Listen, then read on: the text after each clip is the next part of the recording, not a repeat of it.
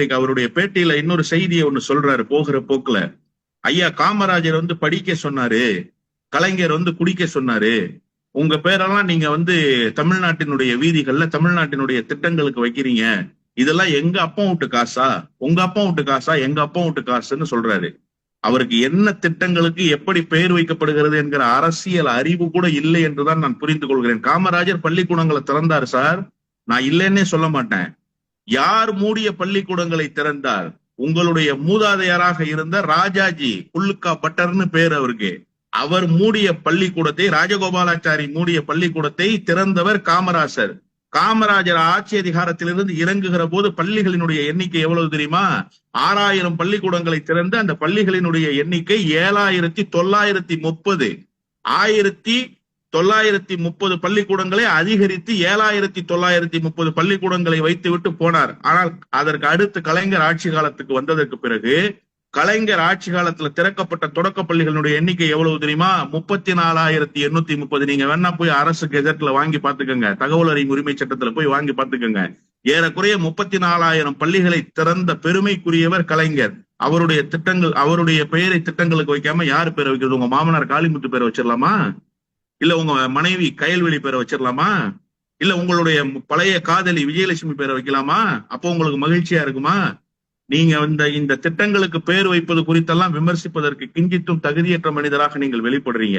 இன்னொன்று, சாராயத்தை குடிக்க சொன்னாரு கலைஞர், எங்க ஐயா காமராஜர் படிக்க சொன்னாரு. கலைஞர் குடிக்க சொல்லல சார். கலைஞர் குடிக்க சொல்லியிருந்தா இன்னைக்கு கலைஞரை பின்பற்றி இருக்கக்கூடிய கோடான கோடி தமிழர்கள், திராவிட இயக்கத்தினுடைய தோழர்கள் குடிகாரர்களாக மாறி இருக்கணும். நீங்க தான் குடிகாரனா மாறினீங்க. ராத்திரி எல்லாம் குடிச்சுட்டு போன வைடா, அந்த வார்த்தையை சொல்வதற்கே தகுதியற்றவராக நீங்கள் இருக்கிறீர்கள். அந்த வார்த்தையை சொல்லி, அச்சிலேற்ற முடியாத வார்த்தைகளை சொல்லி, போன வைடான்னு சொல்லி பேசுகிற அளவுக்கு, நிதானம் இழக்கிற அளவுக்கு குடித்தவர் நீங்கள். அண்மையில ஒரு செய்தியை சொன்னாரு ஐயா சுபவி, ரொம்ப அழகா சொன்னாரு. இதே மாதிரி ஒரு விமர்சனத்துக்கு பதில் சொல்கிறோம். தனிப்பட்ட தாக்குதல் குறைச்சிக்கலாம் இல்ல சார், அவர் சொன்னதை தான் நான் சொல்றேன். அவர் செய்ததை சொல்றேன். போன்ல பேசுனது அவர் தானே. 50,000 ரூபாய் விஜயலட்சுமிக்கு கொடுத்தது அவர் தானே. அவர் சொல்றாருல்ல, பள்ளிக்கூடங்களை திறக்கல, எங்க ஐயா காமராஜர் தான் பள்ளிக்கூடத்தை திறந்தா. அப்ப ஆதாரப்பூர்வமா சொல்லி அவங்கள. இன்னொரு செய்தியை நான் சொல்லிடுறேன் சார். தனிப்பட்ட தாக்குதல் இருக்கீங்களா? ஏன் தனிப்பட்ட தாக்குதல்ங்கிறதுக்குள்ள ஒரு அரசியல் இருக்கு. நான் சொல்றேன், கலைஞர் பேச்சு ஒன்று செயல் ஒன்றாக இருந்ததே இல்லை. அவர் தான் தலைவர், அவர் தான் அடையாளம். ஏன்றதுக்கு நான் உதாரணம் சொல்லுவா, அவருடைய பிள்ளைகள் இருக்காங்கல்ல, மு.க. ஸ்டாலின், மு.க. அழகிரி, உங்க பிள்ளையும் என் பிள்ளையும் படிக்கிற பிரசிடென்சி காலேஜ்ல தான் சார் படிச்சாங்க. அவருடைய மகள் கனிமொழி, உங்க பிள்ளையும் என் பிள்ளையும் படிக்கிற எத்திராஜ் காலேஜ்ல தான் படிச்சாங்க. சீமானோட பிள்ளை எங்க படிக்குது?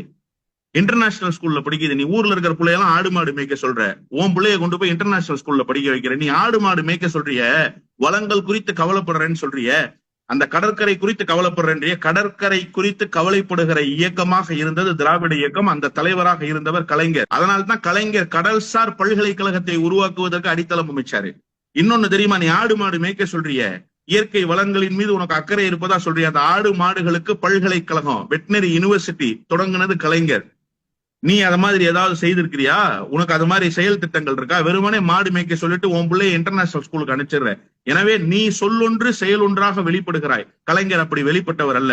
கலைஞர் எங்காவது குடித்து விட்டு விடியற்காலை தூங்கி கொண்டிருந்தார் என்கிற செய்தி இருக்கா? குப்புறப்படுத்து. எங்காவது ஒரு நிகழ்ச்சிக்கு போவதற்கு குடித்து விட்டு கும்மாளம் அடிச்சாருங்கிற செய்தி இருக்கா? நீ ஃபெட்னா மாநாட்டுக்கு அமெரிக்காவுக்கு போய் நீ தங்கர் பச்சான் என்ன செஞ்சீங்கிறத இன்னைக்கும் ஃபெட்னாவினுடைய தோழர்கள் உயிரோடு இருக்கிறார்கள், சாட்சியாக இருக்கிறார்கள். அவர்களை பேச வைத்தால் உன்னுடைய நிலைமை என்னவாகும்?